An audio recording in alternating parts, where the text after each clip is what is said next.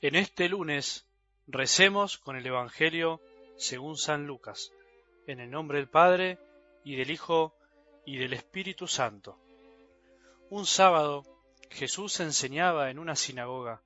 Había allí una mujer poseída de un espíritu que la tenía enferma desde hacía 18 años.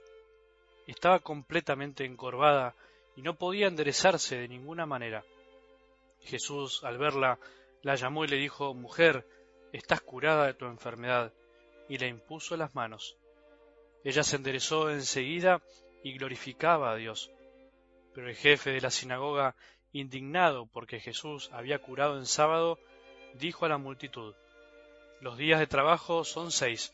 Vengan durante esos días para hacerse curar y no el sábado». El Señor le respondió: «Hipócritas, cualquiera de ustedes, aunque sea sábado, ¿no desata del pesebre a su buey o a su asno para llevarlo a beber? Y a esta hija de Abraham, a la que Satanás tuvo aprisionada durante 18 años, ¿no podía ser librada de sus cadenas el día sábado?». Al oír estas palabras, todos sus adversarios se llenaron de confusión, pero la multitud se alegraba de las maravillas que hacía. Palabra del Señor.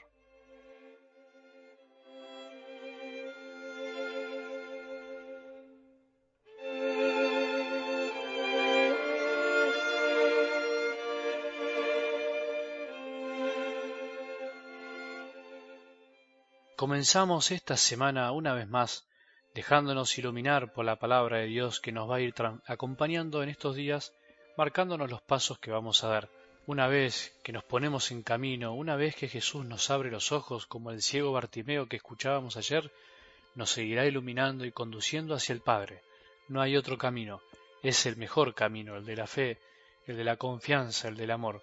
Vos y yo necesitamos gritar como el cieguito, necesitamos dar un salto y tirar el manto, necesitamos correr hacia Jesús, escuchando su llamado, necesitamos decirle a Jesús lo que deseamos y finalmente necesitamos ser salvados por la fe y ponernos en camino. Todo esto vivió Bartimeo, según el relato del Evangelio de ayer. En estos días, como lo hacemos habitualmente, desmenuzaremos esta escena que tiene una riqueza inagotable. Te quería recordar el por qué siempre leo el texto de la palabra de Dios y no solo la comento. Lo hago porque cuando escuchamos o leemos la palabra de Dios, es Dios quien nos habla, sin lugar a dudas. Y al mismo tiempo, cuando esa lectura nos despierta algo en el corazón y empezamos a responder, es cuando nosotros hablamos con Dios. Esta es la propuesta en estos días. Esta es la propuesta de estos audios.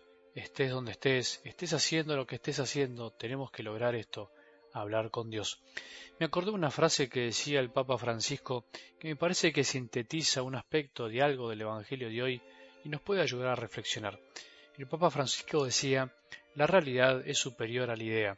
Esta frase creo que ayuda a ir al núcleo del texto, porque ante Jesús hay ciertas personas que no aceptan la realidad, personas que no aceptan lo que no entra en sus esquemas de pensamiento. Y la cerrazón llega hasta tal punto hoy, por ejemplo, que rechazan que Jesús pueda hacer el bien en día sábado. Rechazan que pueda hacer el bien en este día en el que según la ley de los judíos era un día de descanso. Para ellos la ley estaba por encima de las personas y de sus necesidades, y por eso se indignaban, porque en el fondo, en realidad, no entendían el sentido de la ley de Dios. Toda imagen y ejemplo de tantas cerrazones, también nuestras, que muchas veces queremos controlarlo todo, olvidándonos de los otros. Pensá en las actitudes que tenemos a veces queriendo dominarlo todo, pretendiendo que las ideas, los razonamientos manipulen la realidad, queriendo cambiar inmediatamente las cosas, las personas. Es cierto que la realidad se puede cambiar o ir cambiando con ideas, pero es más cierto aún que las ideas tienen que partir de la realidad para desde ahí poder conducirla. Y eso es lo que hace Jesús hoy.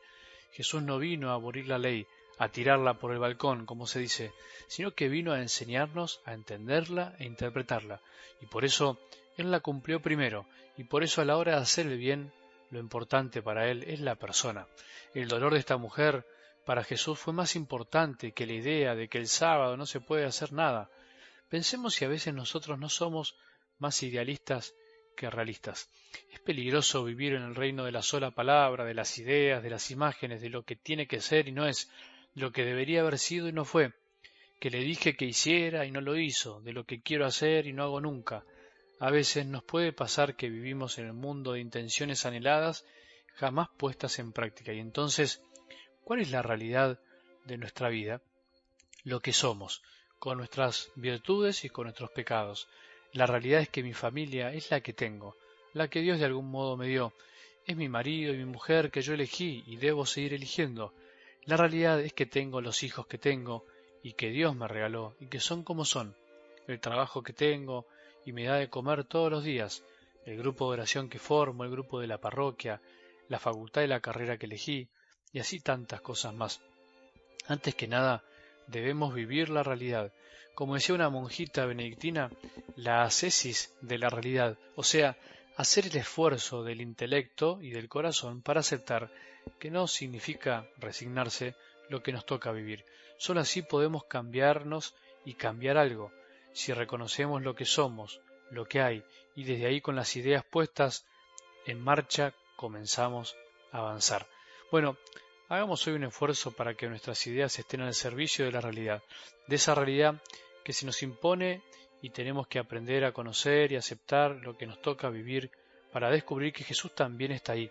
Él está en tu vida, en lo que tengas que hacer, pero aprendamos a encontrarlo en la realidad, no en la realidad que deseamos y quisiéramos que exista, sino en la que estamos. Que tengamos un buen día y que la bendición de Dios, que es Padre misericordioso, Hijo y Espíritu Santo, descienda sobre nuestros corazones y permanezca para siempre.